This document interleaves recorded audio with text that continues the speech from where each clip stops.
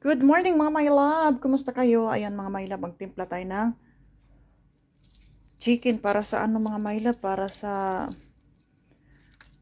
grill natin bukas, no? Lemon. Marami na yung Ricardo mga my love and everything. Nalo ko na yan.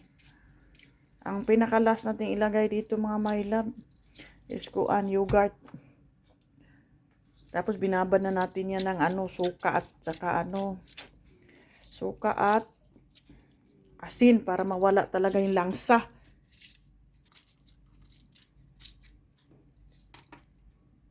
Tapos last nating ilagay is yogurt. Aton lang kamayon. Haplak. Yan na yung yogurt. Tapos kailangan imo nang kumot-kumot ton. Para lami gyud. Para imong kamot pud malimpyo.